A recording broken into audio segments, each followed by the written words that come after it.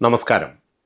സൗമ്യതയുടെ ആൾരൂപമായിരുന്ന തെന്നല ബാലകൃഷ്ണപിള്ളയുടെ വിയോഗ വാർത്ത എല്ലാ മനുഷ്യസ്നേഹികളുടെയും കണ്ണുകളെ ഈറനണിയിപ്പിക്കുന്നതാണ്. എന്നാൽ അതിനു പിന്നാലെ എത്തിയ കോൺഗ്രസ് നേതാക്കളുടെ അനുശോചന പ്രകടനങ്ങൾ കേട്ടുപോയാൽ ഉള്ളതുപോലെ പറഞ്ഞാൽ ആരും തൊള്ള തുറന്ന് ചിരിച്ചു പോകും. മരിച്ചു പോകുന്നവരെക്കുറിച്ചും പിരിഞ്ഞു പോകുന്നവരെക്കുറിച്ചും നല്ലത് മാത്രമേ പറയാവൂ എന്ന പ്രമാണം അർത്ഥശങ്കയ്ക്കിടയില്ലാത്ത വിധം പാലിച്ചു കാണിക്കുന്നതിൽ നേതാക്കന്മാരെല്ലാം മത്സരിക്കുന്ന കാഴ്ച അത്യന്തം അരോചകമായിരുന്നു.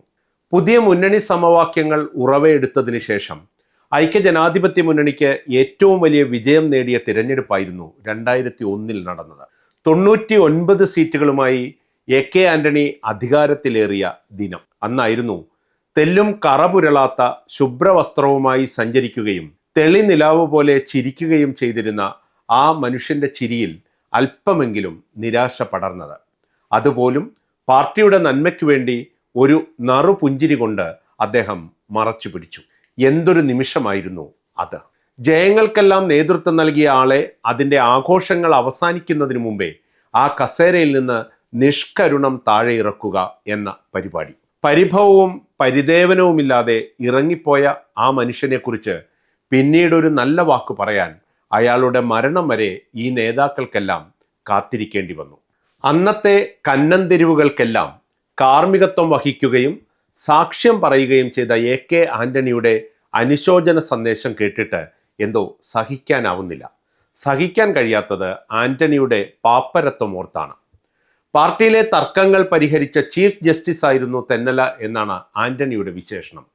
പാർട്ടിയുടെ സമീപകാല ചരിത്രത്തിലെ ഏറ്റവും വലിയ വിജയം നേടിയപ്പോൾ ഈ ചീഫ് ജസ്റ്റിസിനെ ഇംപീച്ച് ചെയ്യാൻ കൂട്ടുനിന്നതും ഈ രക്തത്തിൽ എനിക്ക് പങ്കില്ല എന്ന് പറഞ്ഞ് കൈ കഴുകിയതും ഇതേ ആന്റണി തന്നെയല്ലേ?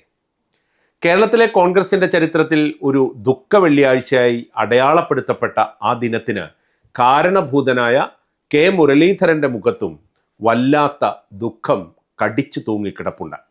അദ്ദേഹം AK ആന്റണിയെയും കടത്തി വെട്ടിക്കളഞ്ഞു. 2001 AK ആന്റണി മുഖ്യമന്ത്രിയായി ചുമതലയേറ്റതിന് പിന്നാലെ ഹൈക്കമാൻഡ് KPCC പ്രസിഡന്റായി എന്നെ പ്രഖ്യാപിച്ചു. ഇക്കാര്യം തെന്നലയ്ക്ക് നേരത്തെ അറിയാമായിരുന്നു എന്നായിരുന്നു എൻ്റെ ധാരണ. പ്രസിഡന്റായി പ്രഖ്യാപിച്ചതിന് പിന്നാലെ ഞാൻ ഇന്ദിരാഭവനിൽ ചെന്നു. എന്നെ കണ്ടയുടൻ അദ്ദേഹം എഴുന്നേറ്റ് പ്രസിഡന്റ് കസേരയിൽ ഇരിക്കാൻ ആവശ്യപ്പെട്ടു. അദ്ദേഹത്തിൻ്റെ കാൽ തൊട്ട് വണങ്ങിയതിന് ശേഷമാണ് ചുമതലയേറ്റത്. AK ആന്റണിയും താങ്കളുടെ പിതാവ് K കരുണാകരനും തമ്മിലുണ്ടാക്കിയ അവിശുദ്ധ സമാധാന ഉടമ്പടി തന്നെ അതായിരുന്നില്ലേ? ആന്റണിക്കൊപ്പം മകന്റെയും സ്ഥാനാരോഹണം. അതിനിടയിൽ ഏതു തെന്നല, എന്തു തെന്നല! ഇപ്പോൾ തെന്നലയുടെ കാലിൽ നമസ്കരിച്ചതോർത്ത് ഊറ്റം കൊള്ളുന്ന മുരളീധരനും അദ്ദേഹത്തിന് മുരളി ഊതിയവരുമെല്ലാം അത്തരമൊരു നിമിഷത്തിൽ ആ മനുഷ്യത്വത്തിൻ്റെ മഹത്വം തിരിച്ചറിയാതെ പോയി.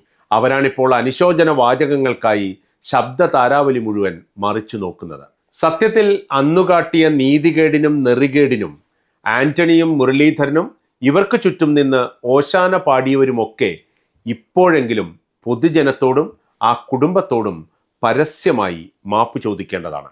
അതാണ് അനുശോചന വാചകമടികളേക്കാൾ ആത്മാവിന് നൽകാവുന്ന ഏറ്റവും വലിയ ആദരവ്.